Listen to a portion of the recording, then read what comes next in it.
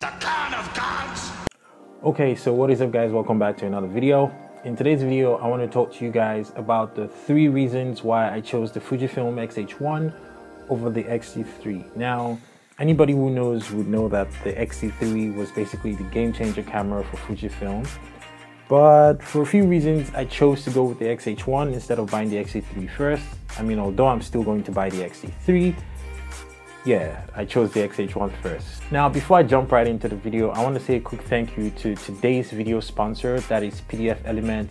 PDF Element is essentially an all-in-one smart PDF editor. So basically you can create, edit, batch process, and manage all your PDFs in one place.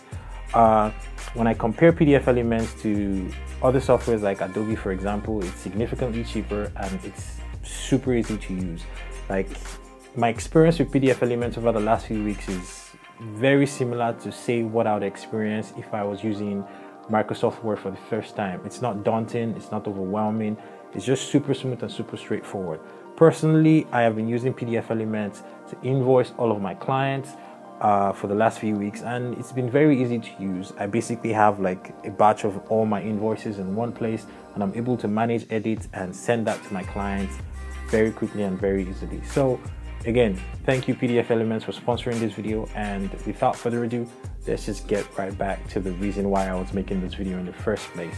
The first reason why I chose the Fujifilm X-H1 over the X-T3 is the in-body image stabilization. Now, basically what that means is the sensor in the X-H1 is stabilized while the sensor in the X-T3 is not stabilized. Essentially, with 5-axis image stabilization, what that lets me do is I can shoot video handheld. So basically, all those micro jitters that you would normally experience in your footage when you're shooting handheld with a camera that does not have in-body image stabilization are essentially managed properly or mostly eliminated for the most part. Now, of course, instead of depending on in-body image stabilization, you could easily just decide to shoot at 120 frames per second, but not every situation is going to allow you to shoot at 120 frames per second. Sometimes you want to shoot regular 4K 24p and you are going to be shooting handheld. You don't have a tripod, you don't have a gimbal, and you just want your footage to be better stabilized. And I think for me, that was one of the main reasons why the X-H1 was a better deal than the X-T3. Now, the second reason why I chose the X-H1 over the X-T3 is price. Now, this might sound ridiculous, but under normal circumstances, the X-H1 is supposed to be more expensive than the X-T3. But for about the last month or last 2 months or so, Fujifilm has put the Fuji X-H1 with the battery grip on sale for $1,299. That's $1,300 for the camera body, the battery grip, and the extra batteries that go in the battery grip. Now, before they put the camera on sale, essentially you had to pay around $2,200 to get that entire bundle or that entire kit. And compared to the to the X-T3 that was still selling for $1,500 when I bought this camera, it kind of it made more sense for me personally to use or to choose the Fujifilm X-H1. Now, I looked at all the features that the X-T3 has. The extra features, the 30 frames per second photo shooting, the 4K shooting, 400 megabits per second, the internal 10-bit 420 essentially, and all the extra things. And I think to myself, do I actually need these things? Like, am I actually going to use them if I had them? And honestly, the answer for me personally was no. And the reason for that is because I mostly make YouTube videos like this. Sometimes I go outside, I shoot some nice B-roll for my videos.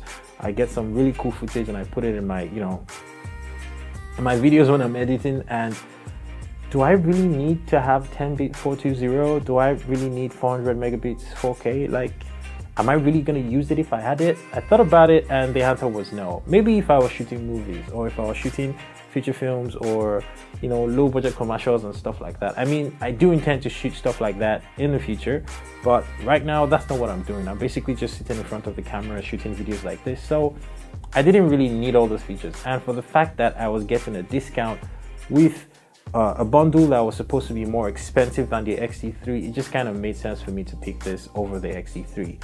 And the last reason why I chose the X-H1 over the X-T3, now this might come off as a little vain, but this is the truth. The X-H1 actually looks like a more professional camera than the X-T3 does. The X-H1 has a magnesium body construction, the grip is larger, especially after you put the battery grip on. It seems bigger, it looks professional. If you were going to do a client's job, like you were going to shoot for a client, for example, and you brought out the X-H1, it looks professional. But the X-T3, people might come off as looking like a toy, and not a lot of people are going to appreciate that. I feel like while this is not really a thing that professionals like myself would care about, like if I was hiring somebody to come shoot a wedding or something and they brought out an X-T3, of course I know what camera that is. I know that's a fantastic camera. But somebody who doesn't know anything about cameras is not going to really be able to, you know, tell that, oh, this is the better camera, this is, do you understand what I'm trying to say? So basically, the X-H1 gives you that professional look, essentially. If you carry the X-T3 into an event, people are not going to bother you because it just looks like a traveler with a pocket camera and stuff like that. But with the X-H1, it's obvious this person is a photographer, it's obvious this person is a videographer, and they know this is a professional, and you're probably going to get harassed and stuff if you didn't have permission to shoot those events. So essentially, the looks is one of the reasons why I chose the X-H1. Now, I'm not saying this is going to apply to everyone, but where I'm from, where I live, where I work, essentially, if I was hired to do a job for somebody, they would respect me a little more if I brought out the X-H1 than if I brought out the X-T3. And while that may not be an issue for many other people, for me personally, it is. Now, while those are my 3 reasons why I chose to buy the X-H1 over the X-T3, it's important that I point out that I still do intend to buy the X-T3 as a second camera, or as a main camera, essentially, while the Fuji X-H1 becomes my second camera. But yeah, for the most part, the camera that I'm using right now is the Fuji X-H1, and those are basically my reasons why I chose the X-H1. Now, the X-T3 is still a fantastic camera. In my opinion, the X-T3 is probably the best camera that was released in 2018. As we still speak currently, I still think it's the best value camera you can buy right now for around $1,400, thereabout, $1,399 for the body only without the grip. So it's fantastic value for money. Like, when you consider what the camera can do compared to the competition, it absolutely makes no sense that that's the price point that they're choosing to sell that camera at. So don't take this video to mean me telling you buy the X-H1 over the X-T3. No, I believe the X-H1 is still on sale as at the time I'm recording this video. I don't know if it's on sale by the time you're watching this, but you know, if you've been considering the X-H1 for a while, it's still a fantastic camera. Yes, the sensor is a little older than the X-T3. It's not going to be able to get updates to do things like 4K 60. Maybe it's not even going to get internal 10-bit 420. I mean, I believe the X-H1 still currently does only 8-bit, while the X-T3 does 10-bit. So maybe some of those updates are never going to come to the X-H1. I don't know.